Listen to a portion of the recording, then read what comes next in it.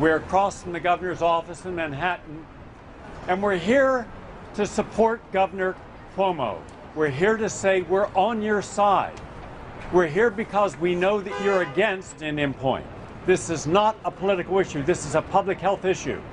Because if there is an accident, if there is any form of a terrorist attack, if there is an earthquake, and it should in any way cause a meltdown or a solar storm that is expected between 12 and 24 months, then it's immaterial whether you're rich or poor, Democrat or Republican.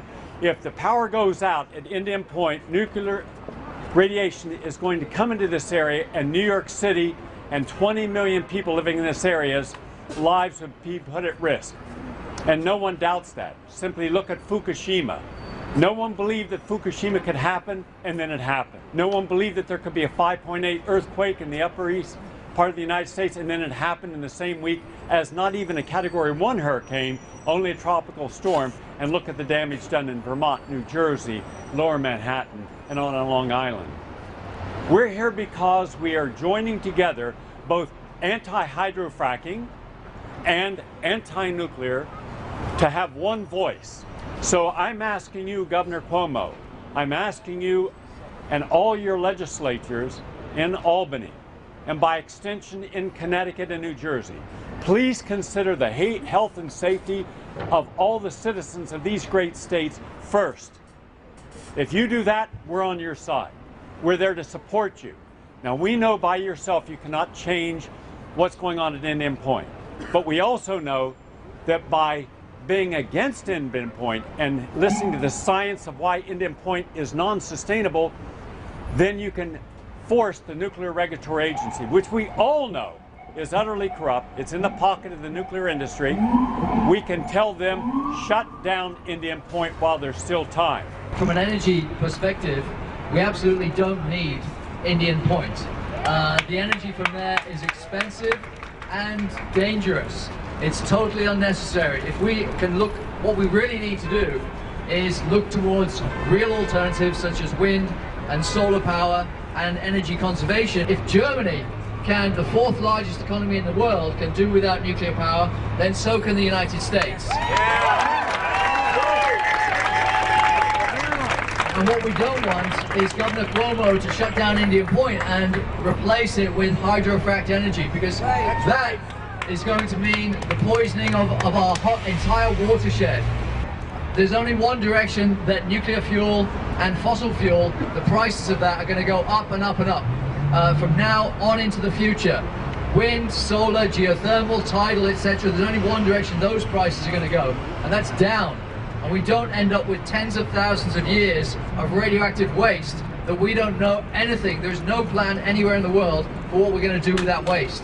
And so, the time to shut down Indian Point is now, before it gets relicensed, and to come up with a coherent energy plan for New York City and New York State that does not involve hydrofracking or its replacement with coal plants or anything else.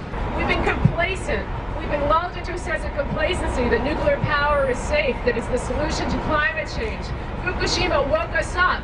It's waking up a whole new generation of college students and young activists, waking them up and saying, shut it down, replace it with clean, reliable, safe energy. It is too unsafe. We have 20 million people living and working within a 50-mile radius of Indian Point. That includes most of New York City, Westchester County, includes parts of New Jersey, parts of Connecticut, the lower Hudson Valley. We need to shut it down. We need to send a strong message to Governor Cuomo. In 1979, Robert Ryan, the director of state offices, state programs, the guy in charge of all the emergency planning for the 104 nuclear reactors in this country, testified in public and said that Indian Point is one of the most inappropriate sites in existence for a nuclear plant. He also said in another hearing, I think it is insane, and this is a quote, I think it is insane to have a 3-unit reactor on the banks of the Hudson, 25 miles from the Bronx and 35 miles from Midtown Manhattan. All these years later, it's no more appropriate than it was back when the guy in charge of emergency planning said it was the most inappropriate place in existence. That's why we're here. Because I go to every NRC annual review of Indian Point. And at one time, I got up and asked the regional director, his name was Hub Miller, can you guarantee that there will not be a radiation release at Indian Point? And his answer to me, in no uncertain terms, and again, this is a quote because it rings in my ear since that day, he said, no one can ever guarantee that there will not be a radiation release event from any nuclear plant. Anytime a regulatory standard cannot be met by the operator of a nuclear plant, the NRC changes the standards. A perfect example is that they have just, within the past couple of years, taken fire insulation wrap that was supposed to last for an hour. It surrounds critical cables in the safety system. They found out that it couldn't last an hour. So they didn't force the operator to retrofit. What they did is they changed the standard so that this fire protection in critical safety cables only has to last 24 minutes. It's just nonsensical. The technocrats who support Indian Point and the nuclear industry look at probabilities. The probabilities are very low that a plant will have a major disaster. But when that disaster happens, and we've seen it many times, and you guys probably don't even know about some of the close calls. The same guy who oversaw the reduction of the fire standard in Indian Point made a bad judgment at the Davis-Besse plant outside of Toledo, Ohio. When the plant did shut down, they found that there had been corrosion eating through the dome of the reactor to within 1/4 of an inch of breach of containment. The Nuclear Regulatory Commission's Inspector General's office roundly scolded the supervisor who allowed it to go. Where did he go? He came to Indian Point. He didn't get fired.